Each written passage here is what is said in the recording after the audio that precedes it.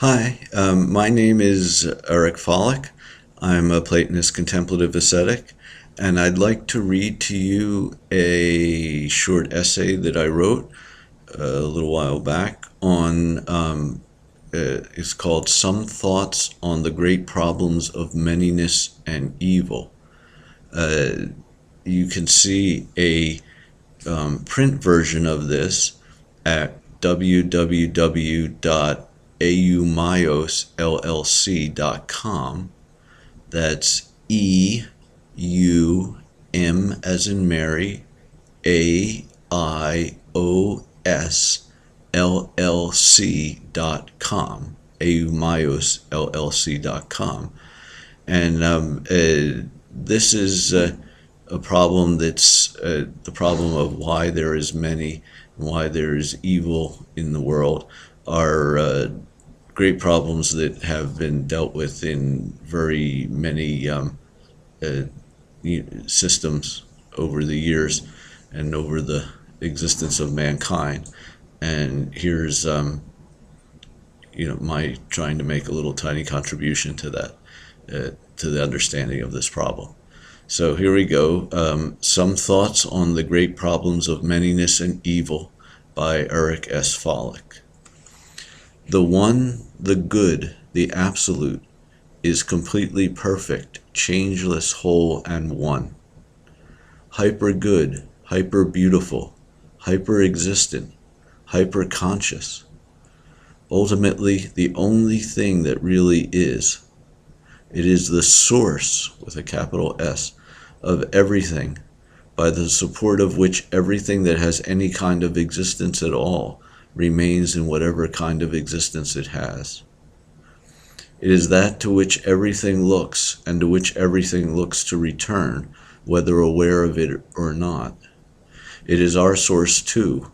We seek to be reunited with it, love it more or really only than anything, and seek in it our only freedom.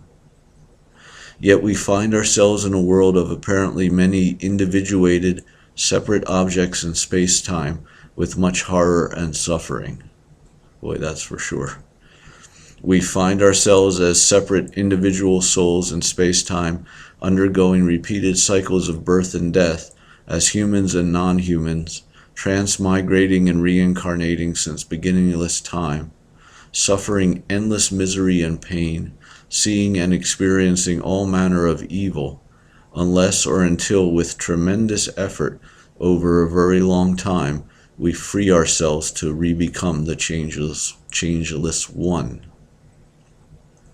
Even in the nous is a Greek word, N-O-U-S in Romanization, even in the nous, the divine mind thought, the noetic realm of the Platonic ideas, which lies intermediate between the one and our present realm of soul, though there is no evil per se, except insofar as it falls short of the one and its perfection, there is still a multiplicity of different things, the archetypal forms, and the divine mind that thinks them without being separate from them, and subject and object, while not separated, are at least distinguished. How can this be? How and why can there be more than the one, especially when everything else is a descent from its perfection? How and why do many things come from the one? Even more incomprehensible, how can evil, which is so evident and undeniable, arise from the good itself, and why should this be so? Indeed, compared to the one itself, just the existence of anything else, even of those things we ordinarily describe as good, is evil in itself, just as those things being other than the good. Why are they then? Why do they exist? And how can this be so? Why did our souls descend in the first place in the beginningless cycles of birth and death, Genesis or Genesis in Greek, samsara in Sanskrit, begin? These sorts of questions and related variants according to different systems have been considered and answered by many different people in many different systems of many varieties. No answer has satisfied everyone, and perhaps there is no answer but to realize union with the Absolute through diligent contemplative ascetic practice, at which point both the question and the questioner cease, or, to put it another way, the answer is obvious. Nevertheless, it may be worth expressing some thoughts on the matter from a thoroughgoing idealist and Platonist standpoint, considering the vital notion of degrees of being and reality, and pointing out a few erroneous thought and being patterns, or thought being patterns, and habits that seem to me to impede our consideration of the issue and make it more of a problem than it actually is. It must be recognized that we are thinking about this matter in our state as individuated souls at the lowest level of reality, which is what the world of soul and space-time and separate individual subjects and objects is. And so our thinking and being is infested with erroneous habits and patterns concomitant with this world and in some sense creative of it. These patterns inhibit our thinking correctly about the great matters we are considering. The first of these habit patterns that I would like to point out is the very fact that we are wondering why there are many and evil things and events. There are no things and events. There is no physical world or world of objects and events that exists apart from subjects experiencing it. The subjects themselves are not something like object substances.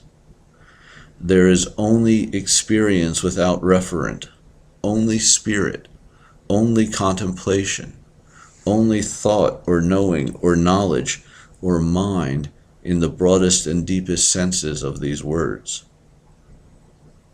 This is all the more obvious at the higher two levels of reality or being. In nous, which again is the Greek word for which I've sometimes rendered as divine mind thought, often translated as intellect, but not at all the kind of intellect in the modern use of the word. In nous, though subject and object are distinguished, they are not separated. The divine mind cannot be separated from its thoughts, the forms, and there is no mistaking the ideas for things, for realist objects.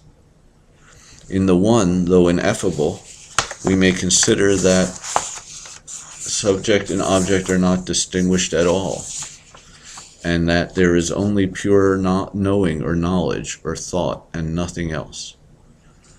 Again, all of reality from top to bottom and beginning to end is experience, contemplation only.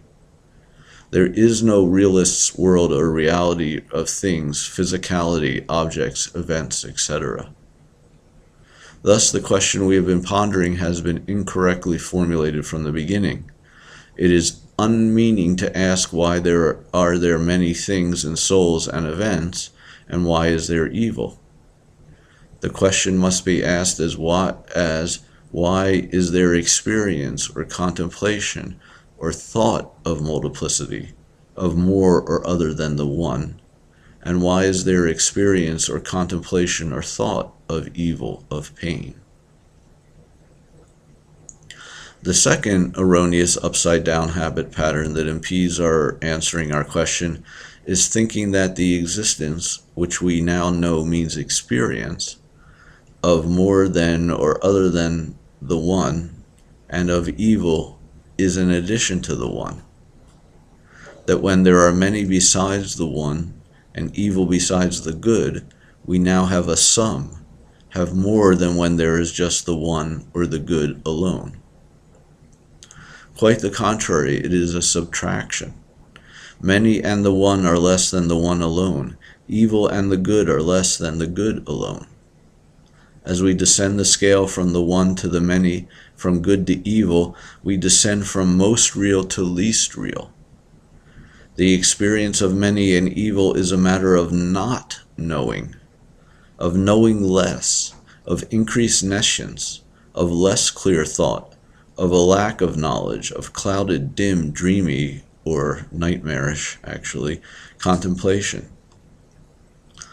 Ignorance plus perfect knowledge equals less knowledge, not more. Imperfect, multiple, or evil experience plus perfect experience equals lesser experience, not greater or additional. Dim contemplation plus perfect contemplation equals dimmer contemplation, not clearer or added. So again, our question has been incorrectly formulated. It is unmeaning to ask why there is experience of many and evil besides the experience of the one or the good. Why there is knowledge or contemplation of many and evil besides the knowledge and contemplation of the one or the good. Rather, we must ask, why is there less than whole or complete or perfect experience or knowledge within the perfect experience or knowledge? Why is there ignorance within perfect knowing? Why is there unclear contemplation within perfect contemplation? The third erroneous habit pattern is our inveterate tendency to think in spatial and temporal terms, when time and space appear at all only at this lowest, least real level, and are only creations of the soul-level nescient experience pattern. Indeed, even the very language we use, including the language used in this very essay, speaking of descent, higher, lower, coming from, etc., reflects this limitation. But it is possible, especially at a higher level of contemplation, to exercise pure thought independent of spatio-temporal and picture and analogy and even linguistic thinking. The many of multiplex experience, the many objects, events, in quotes, objects in quotes, events in quotes, and souls that we experience at this level, the evil and pain that we observe and experience, and also the degree of multiplicity and distinguished items at the level of nous, do not exist in space and time.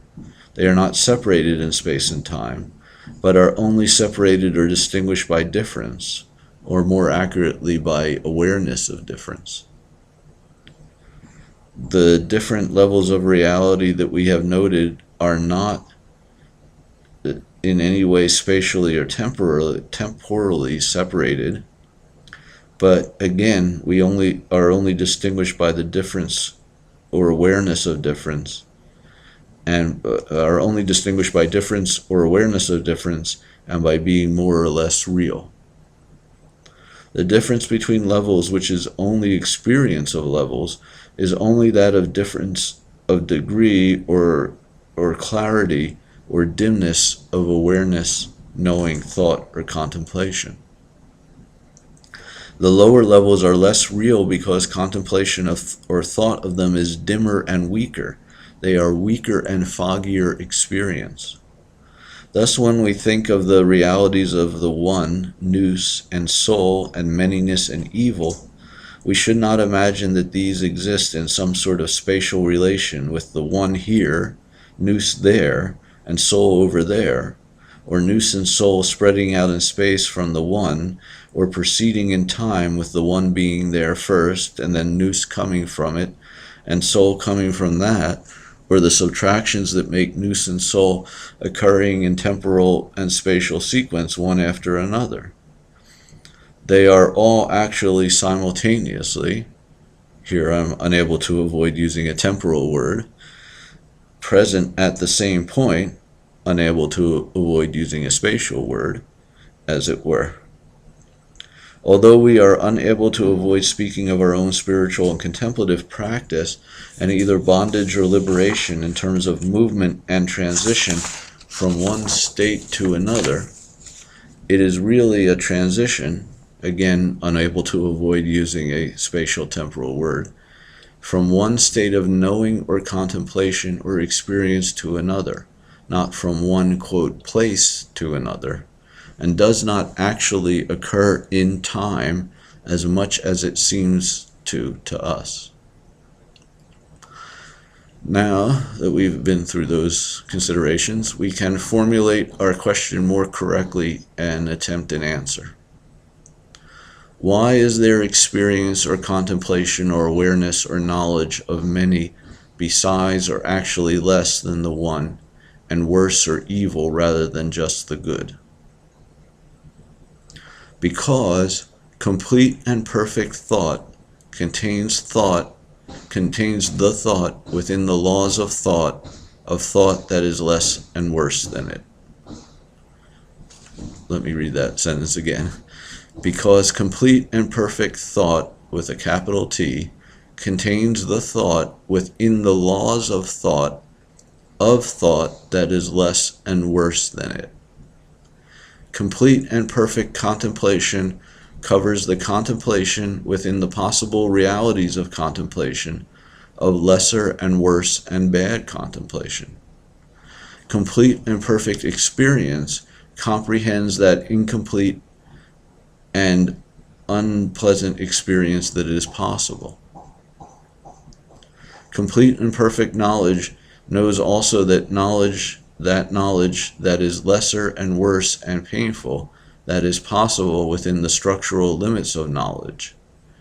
That is, of knowledge that can in some sense be true, even if far less and worse and less real than real ultimate knowledge.